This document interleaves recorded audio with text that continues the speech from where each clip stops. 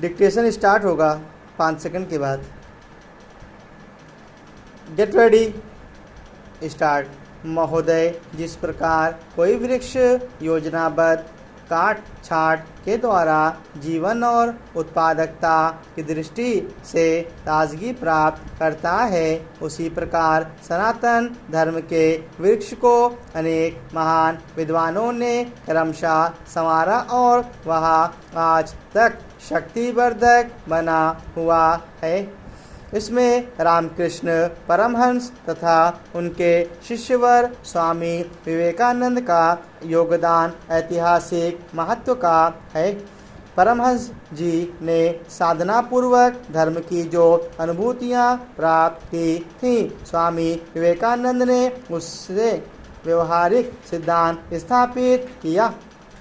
स्वामी विवेकानंद ने सबसे बड़ा कार्य धर्म की पुनः स्थापना का किया।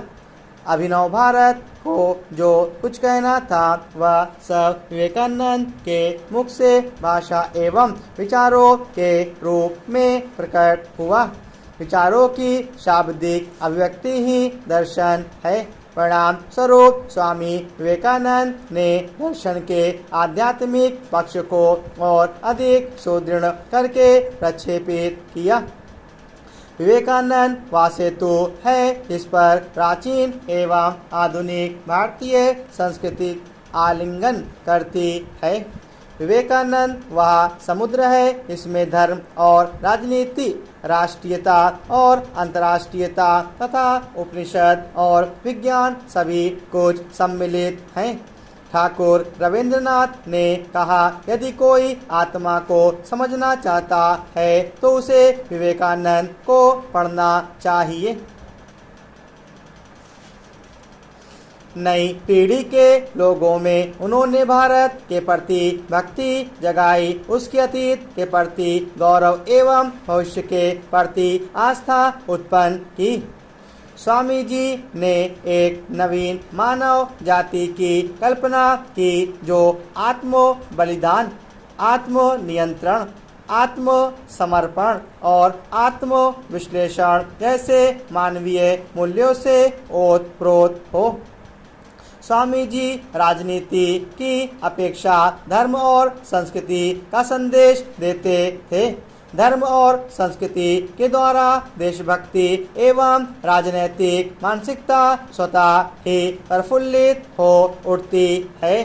स्वामी जी का मत था कि भारत में सांस्कृतिक राष्ट्रीयता पहले विकसित हुई, तदुपरांत राजनैतिक विचारधारा का उदय हुआ।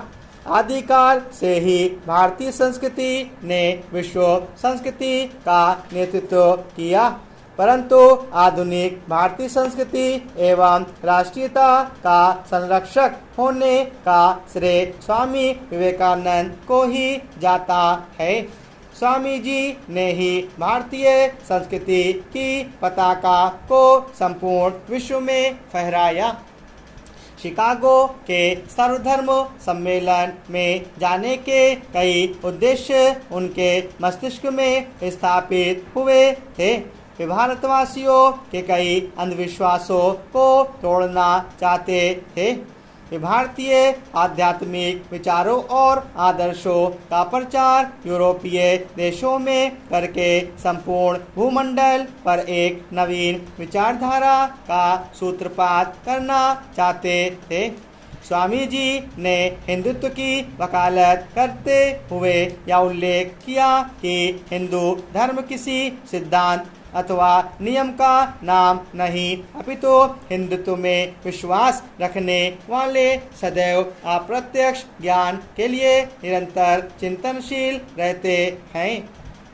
स्वामी जी के विचार आध्यात्मिकता के साथ साथ वैज्ञानिक भी थे। स्वामी जी की व्यवहारिकता यह रही कि यूरोप तथा अमेरिका को उन्होंने संयम एवं त्याग का महत्व समझाया। जीवन की सफलता आध्यात्मिक उन्नति पर निर्भर करती है, इसलिए मनुष्य को चाहिए कि वह पवित्रता, भक्ति, विनयशीलता, निस्वार्थता और प्रेम का विकास करे।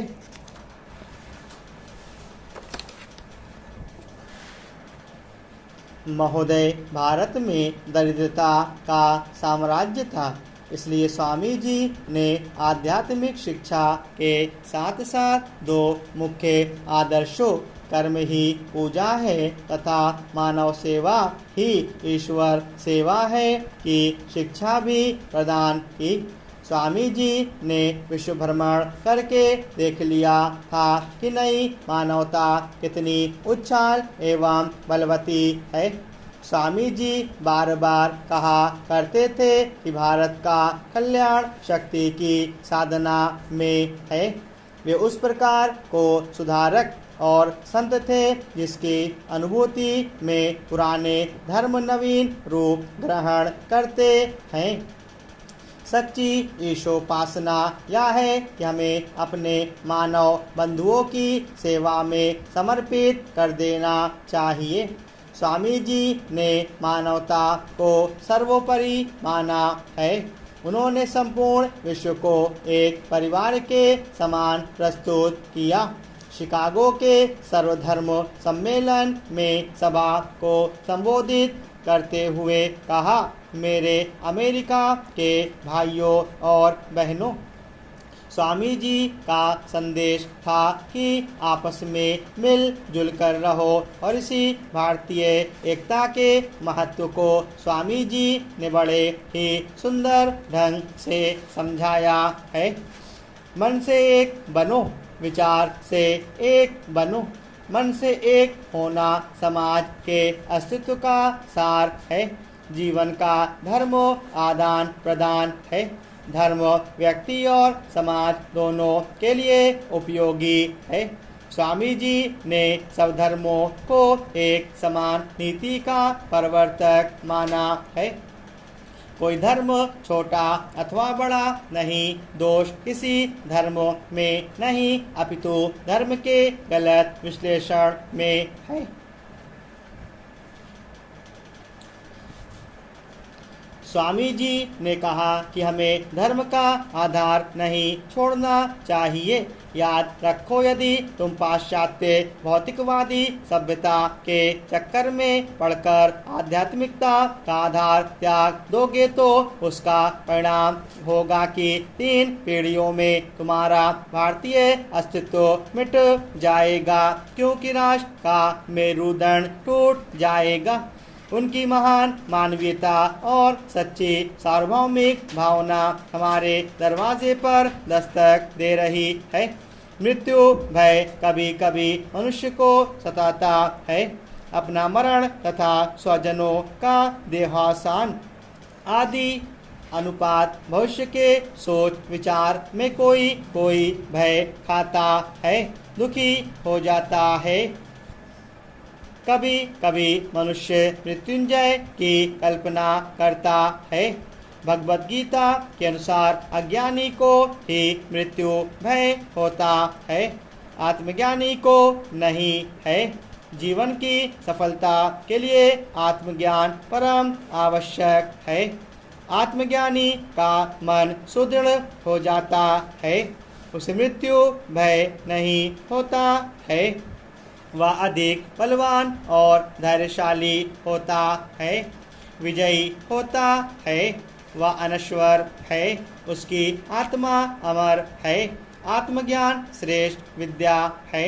उसके अभाव में भौतिक अभ्युन्नति की उपस्थिति में भी मनुष्य अशांत तथा दुखी रहता है, दुर्बल हो जाता है। अतः इस वैज्ञानिक युग में आत्मज्ञान की आवश्यकता प्रत्येक स्त्री पुरुष को अनिवार्य है। आश्रमवासियों की अपेक्षा गृहस्थाश्रमी को आत्मबोध या आत्मज्ञान की आवश्यकता आज ज्यादा पड़ रही है। आत्मज्ञानी के चेहरे पर शांति एवं चैतन्य विद्यमान है। मानव के शरीर में एक ऐसी शक्ति विशेष है जिसे किसी भौतिक उपकरण द्वारा जाना नहीं जा सकता। स्टॉप।